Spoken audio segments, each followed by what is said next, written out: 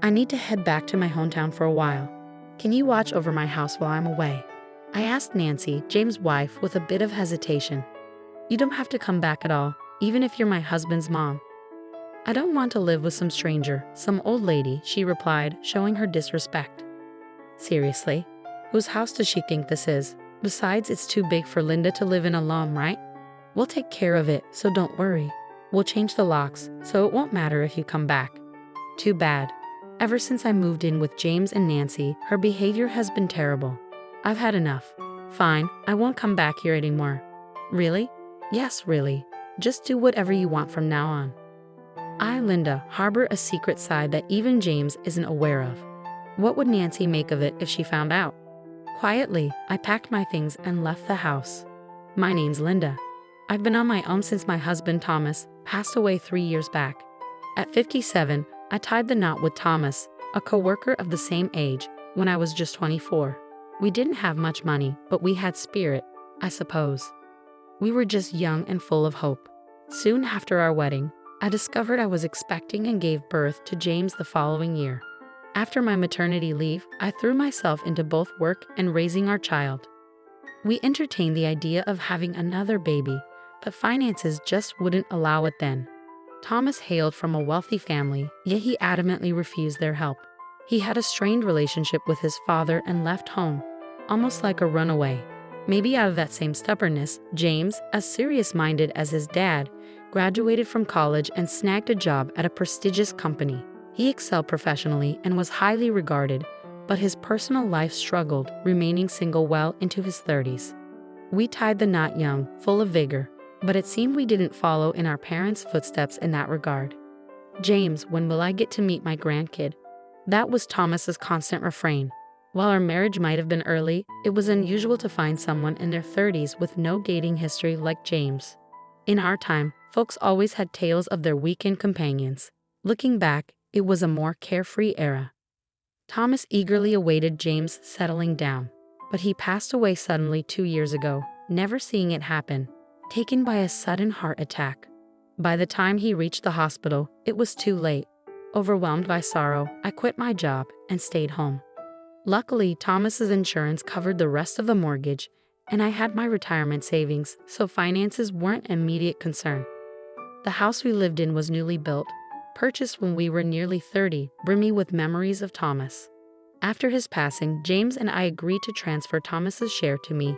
Splitting the house wasn't feasible, and I planned to eventually pass it on to James. When I broached the subject with him, he confessed out of the blue, "I found someone I want to marry." I was taken aback. "What? You had a girlfriend? Why keep it from me?"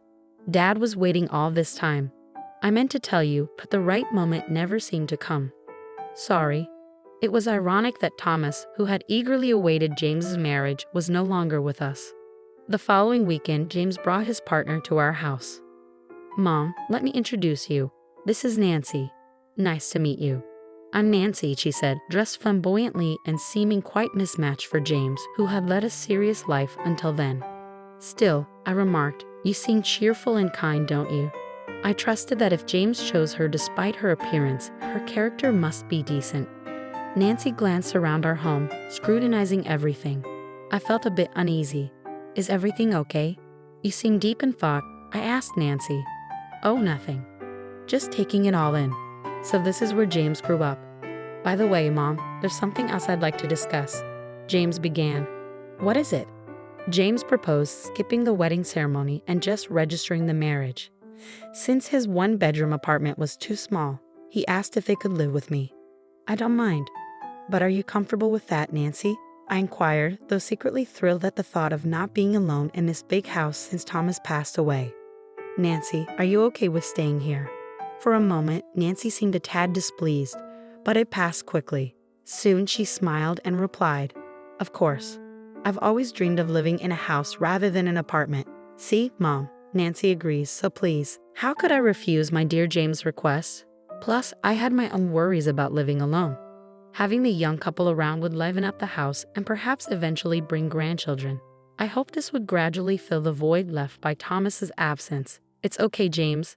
This is your home, and Nancy, please treat it as yours." I agreed to their arrangement. However, Nancy's occasional rude comments troubled me. Once we started living together, my suspicions were confirmed. Linda, I'm quite busy, so could you handle all the meals and cleaning? Nancy asked as we were still unpacking. And the bath preparations too, please. Pretty please. She treated me like a maid, but I endured it for the sake of harmony with James and his wife. Yet the workload of running a household is vastly different for a single person than for a grown adult. Linda, my lingerie is delicate, so be sure to hand wash it. Why can't she do it herself if she's so particular? Even I couldn't suppress my frustration. So I waited for an opportunity to talk to James when Nancy wasn't around. I had to bring it up abruptly, not wanting to upset him. Hey James, could you maybe suggest to Nancy to share some of the housework? When I broached the topic, Nancy's never really done any housework, but she appreciates how meticulously you handle things, Mom, he replied. Anyhow, I'll talk to her about it. Let's try to get along, okay? James seemed to be attempting to reconcile Nancy and me.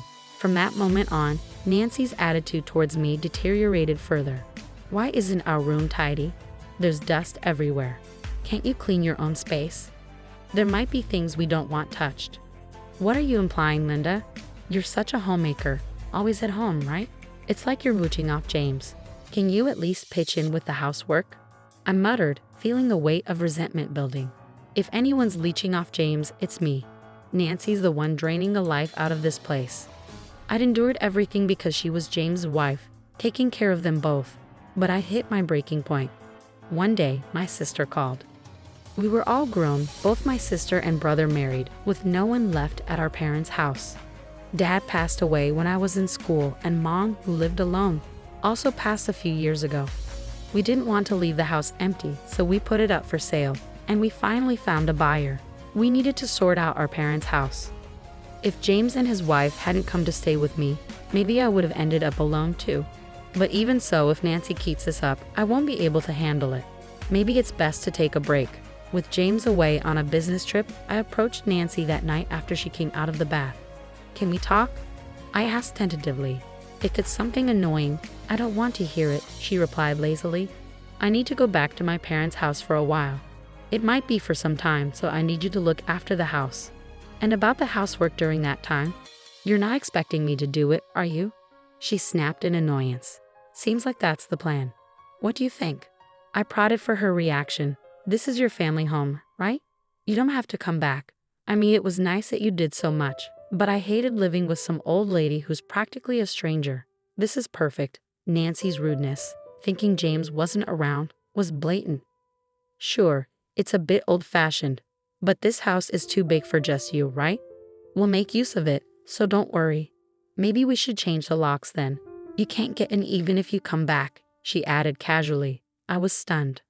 I tolerated her behavior because she was James's wife, taking care of them both. But I'd reached my limit. Got it. I won't be coming back, so do as you please. Really? Are you serious? Yay. I returned to my room, packing not just for this trip, but to make it easier for the movers. As the time arrived and I slipped an envelope into my trunk, I knew it was something I couldn't leave behind. The next morning, loaded with luggage and memories, I departed from the house. En route to my parents' home, I arranged for movers to transport my belongings. They would be stored temporarily until I secured a new place. Strolling down the familiar path, I spotted my parents' house in the distance. Though vacant, it appeared fairly well kept thanks to my nearby sister's regular upkeep. Together with my sister and brother, we reminisced while meticulously tidying every corner of the house. Maintaining an empty house proved challenging, hence selling it seemed the most practical. Retrieving the envelope from my trunk, I dialed the real estate agent's number inscribed on it. With the utilities of the house disconnected, we lodged at a nearby hotel during the cleanup. On the third day of tidying, I returned to my hotel room, eager for a shower. My phone buzzed incessantly, but I ignored it, immersed in the water. Yet the persistent calls drew my attention. Reviewing the call history, I noticed all the missed calls were from Nancy's phone. Glancing at the screen, yet another call from Nancy flashed. Hey, what's up? Why the constant calls? Despite knowing the reason, I intentionally adopted a particular tone. So the movers whisked away all your stuff yesterday, but you're not seriously considering leaving for good, are you? What do you mean?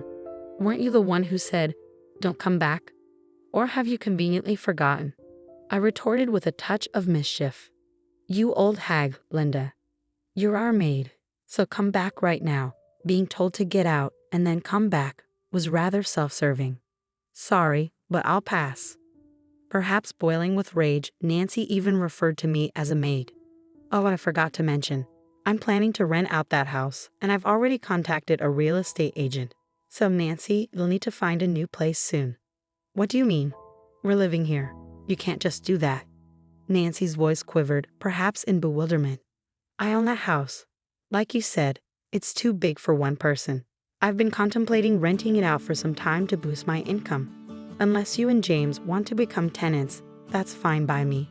You greedy old woman. Are you that desperate for money? Nancy seemed to have misunderstood. But I'm not strapped for cash. Fortunately, I have other properties. They generate income for me, so I'm financially secure. I just saw this as an opportunity to straighten things out. The envelope I brought from the house contained the deeds to my properties. Thomas had left them to me in case of emergencies.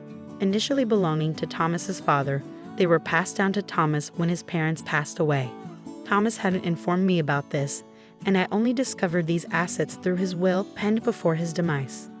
I had intended to gradually reveal this to James over time, but Nancy's arrival as his wife completely deterred me. Then make arrangements for us to stay here. You're the landlord, right? Nancy's voice echoed with anguish. That's why I said if you two pay rent, there shouldn't be an issue, right? That's enough. I'll explain everything to James when he returns from his business trip. With that, she abruptly ended the call. I pondered what she might disclose to James. A few days later, James rang. Hi, Mom. You vacated the house, and now you're asking us to leave too. But isn't this our family home? I simply mentioned I had matters to attend to and requested you to house sit, but Nancy insisted I shouldn't return, and I couldn't bear it any longer. What? What are we supposed to do? I informed Nancy about my plan to rent out the place, so all you need to do is pay rent if that's feasible. Following my statement, James fell silent. Actually, I've recently changed jobs, James confessed straightforwardly. Since when? Just before our wedding. I haven't disclosed this to Nancy. I was taken aback. I had believed James was flourishing in his prestigious job, but he had been grappling with such issues. Generally, switching jobs is a significant life event. Shouldn't you inform your partner about your intentions to marry first? Why keep her in the dark? I was apprehensive, he admitted.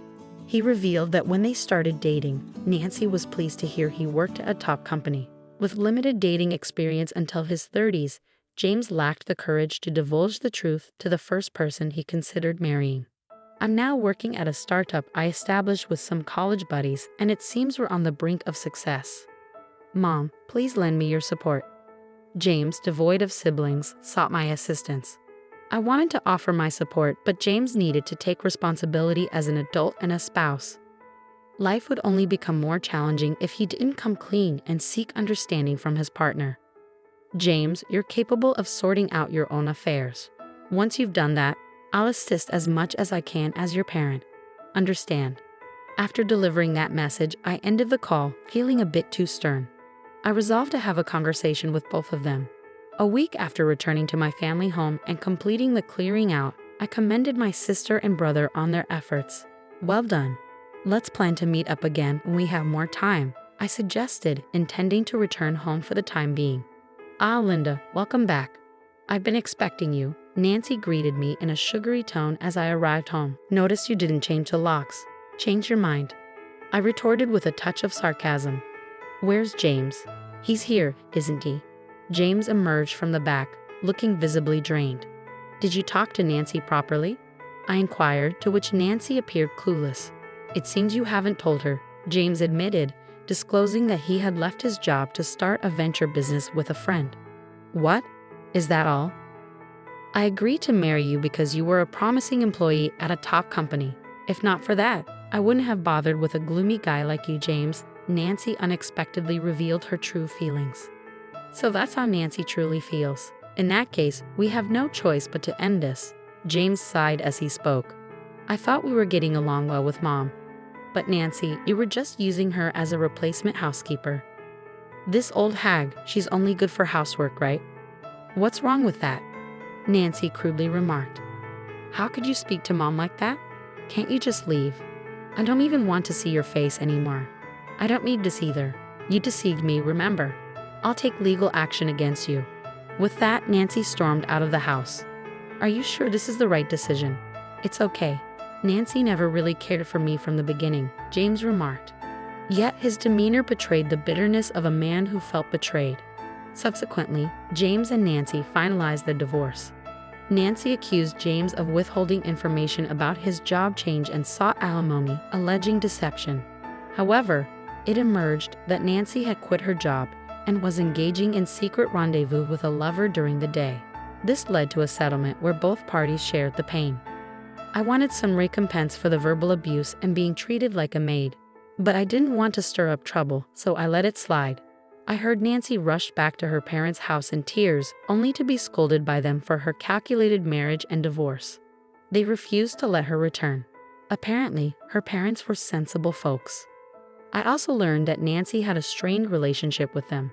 In the end, Nancy, unwelcome at home, is scraping by, hopping from one part-time job to another. Maybe I just have a poor judgment of character, but I think I'm done with marriage.